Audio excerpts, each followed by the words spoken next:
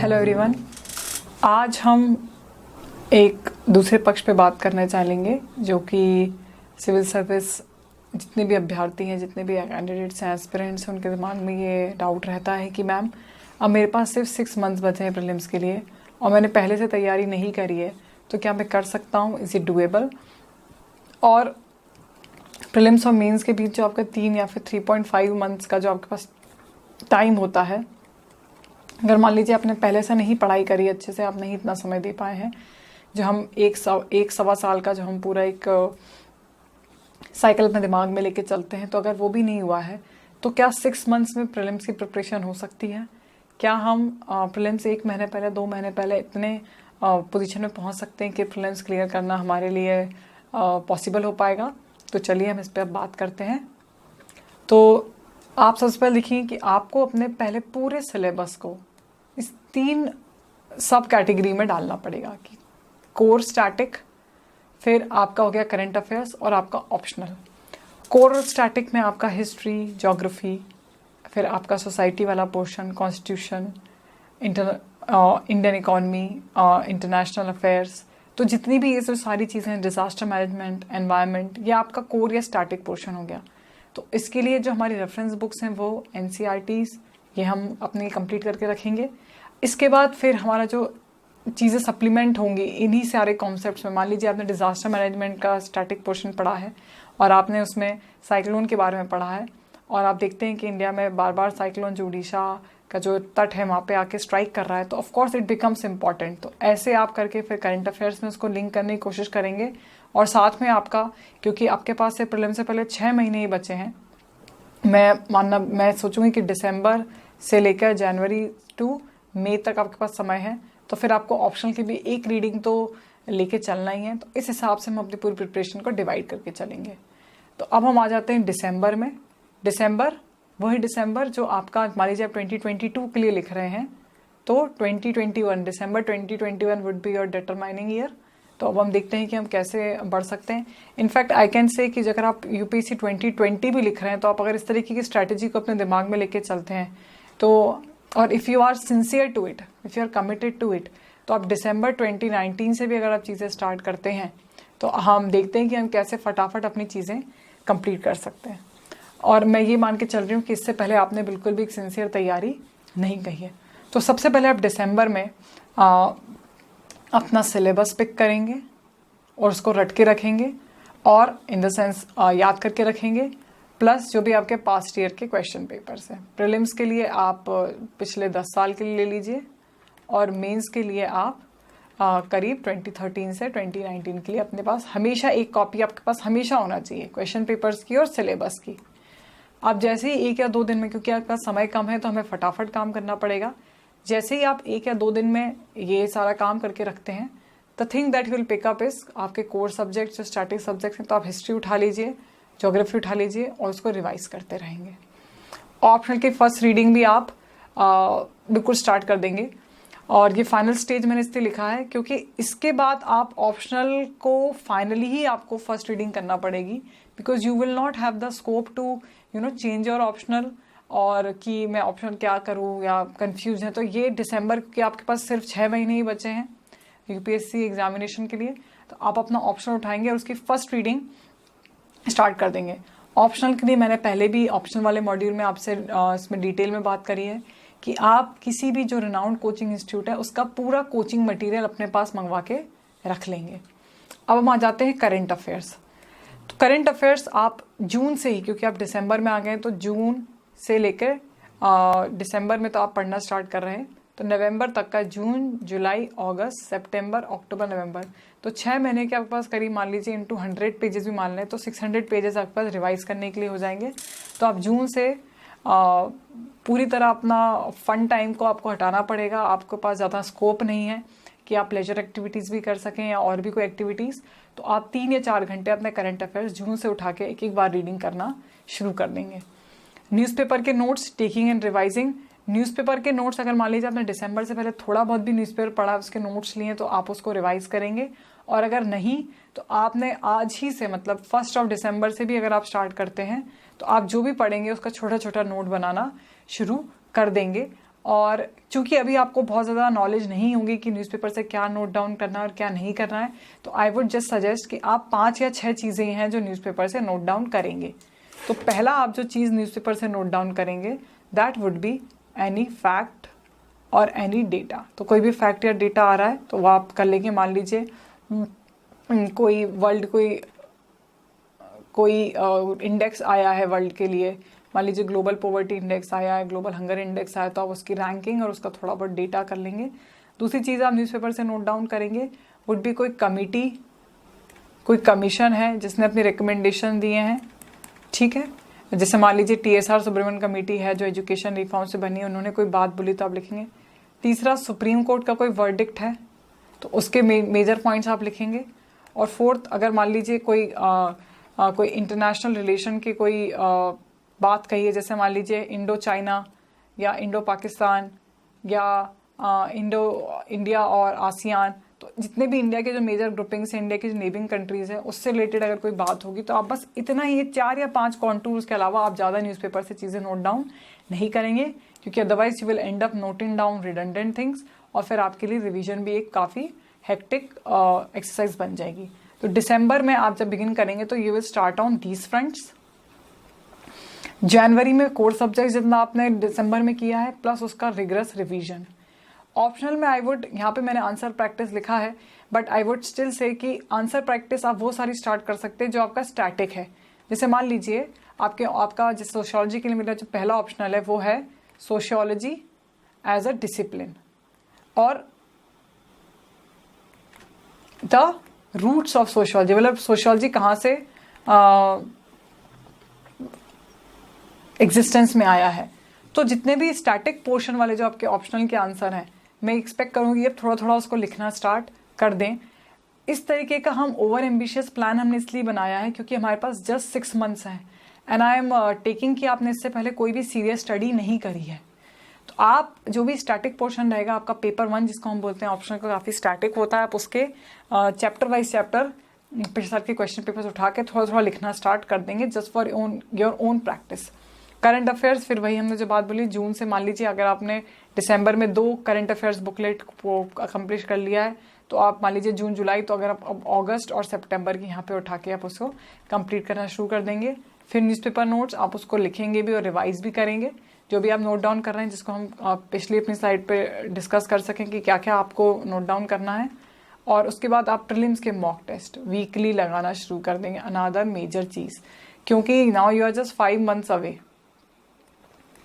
From prelims और prelims is the most dicey part of the examination, जिसमें कई बार आप 1 नंबर से भी मिस कर जाते हैं और 1 नंबर को मिस करना मतलब फिर अनदर 1.5 ईयर्स जब आप वेट कर रहे हो अपनी जॉब के लिए, अपने लाइफ को आगे बढ़ने के लिए।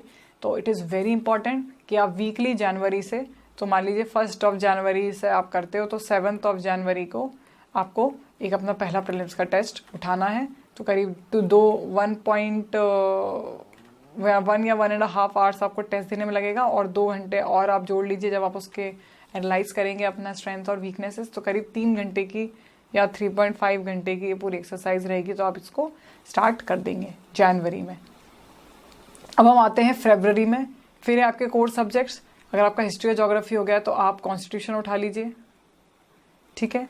ऑप्शनल के आंसर राइटिंग मैंने आपको बोला है, जो स्टैटिक पोर्शन है आप उसको करिए, उसको प्रैक्टिस करना शुरू करें। करंट अफेयर्स आप उठाना है और आपको जून के, मान लीजिए जून जुलाई का सितंबर गया तो अक्टूबर नवंबर आपको करना है। तो आप देख रहे हैं अगर आप बहुत अच्छे से करते हैं तो आप 1 महीने में 2 आराम से करंट अफेयर्स उठा के उसकी रीडिंग तो कर ही पा रहे हैं। फिर आप जब इसी सारे करंट अफेयर्स को अपने मॉक टेस्ट में, जब आप उसको बाद वाले मॉक टेस्ट में आप स्टार्ट करेंगे, क्योंकि मान लीजिए जनवरी फरवरी तक मुझे लगता है आप 8 या 9 टेस्ट दे देंगे और 8 या 9 टेस्ट यूजुअली स्टैटिक होते हैं, जो स्टार्टिंग के सेक्शनल होते हैं जिसको हम बोलते हैं। तो सेक्शनल टेस्ट में आपका जो स्टैटिक पार्टी आता है, थोड़े बहुत ही करंट अफेयर्स के क्वेश्चन आते हैं तो उसके थ्रू आपका रिवीजन होता रहेगा। तो जब आप मान लीजिए जनवरी फरवरी तक आप पिछले 5 या 6 महीने के करंट अफेयर्स कर पा रहे हैं, तो आप मार्च से जैसे ही अगर आप अपने टेस्ट लगाना शुरू करेंगे तो आप जो भी क्वेश्चंस आप एनकाउंटर कर रहे हैं करंट अफेयर्स के, वो आपसे अपने आप सॉल्व होना शुरू हो जाएंगे।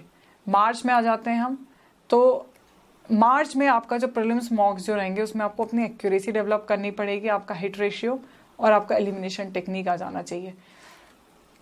इसके साथ आपके करंट अफेयर्स का रिवीजन रिगरस चलेगा। ठीक है, क्योंकि आपके पास कम समय है तो आपको काफ़ी बढ़ाना पड़ेगा। कोर सब्जेक्ट्स का भी आपका रिवीजन चलता रहेगा और आप रिवीजन टेस्ट के थ्रू भी कर सकते हैं, क्योंकि टेस्ट में आप क्वेश्चन काउंट, मान लीजिए आपने पंचायती राज इंस्टीट्यूशन का कोई क्वेश्चन आया है, आपका वो गलत हुआ है, तो आप तुरंत वापस जाएंगे लक्ष्मीकांत में, आप उसको देखेंगे कि क्या प्रोविजन आपसे गलत हुआ है और फिर से उसको टिक लाएंगे। That is how you will proceed. April में अब आपकी ग्राइंड स्टार्ट हो जाती है, मिनिमम है ये, this is the minimum amount of time that I would suggest कि कम से कम आपको 10 घंटे पढ़ना पड़ेगा, क्योंकि आपने 3 या 4 महीने पहले ही अपना पढ़ाई स्टार्ट करी है। तो कोर सब्जेक्ट्स उसका रिवीजन, करंट अफेयर्स अप्रैल plus past revision, newspaper notes की हम बात करें तो रिवाइजन, लेकिन नॉट मोर देन 1 आवर। अब न्यूज़पेपर आप देख रहे हैं कि अप्रैल प्लस मई में जो आपका पूरा टाइम रहेगा वो पूरा रिवीजन में ही लगने वाला है। न्यूज़पेपर का जो अब नया न्यूज़पेपर है, आपको नॉट मोर देन 1 आवर में उसको फटाफट उसको कंप्लीट करके रखना है, और प्लस अनदर 15 मिनट्स नोट्स लेने के लिए।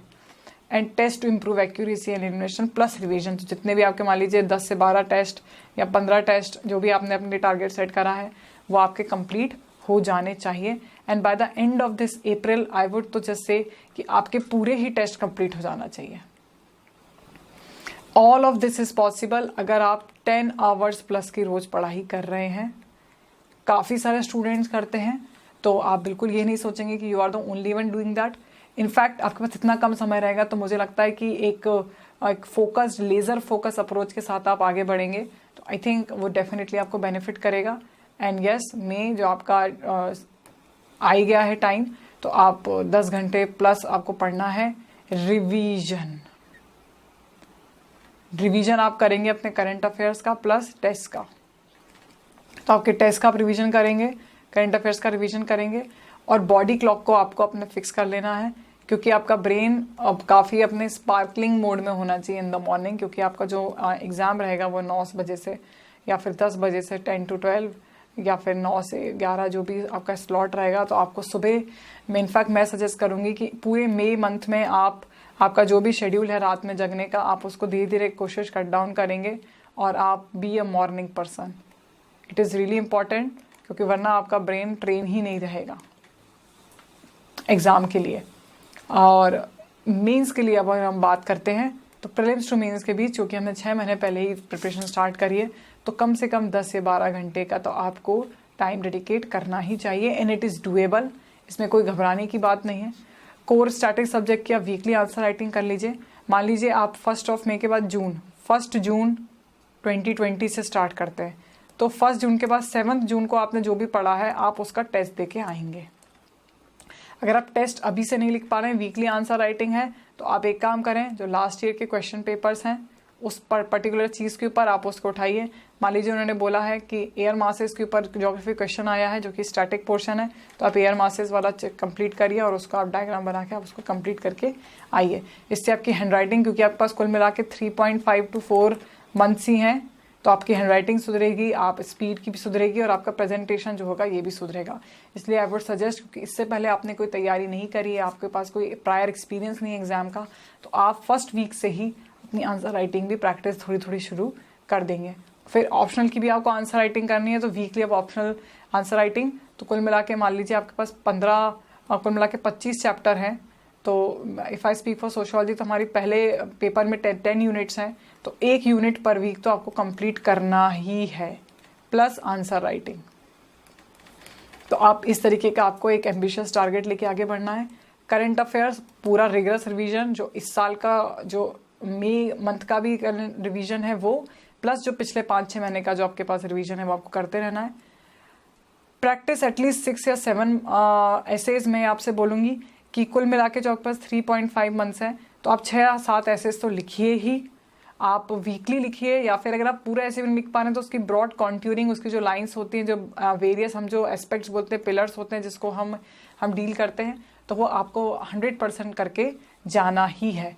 कंसोलिडेट करना है खुद के नोट्स और रिवीजन करना है।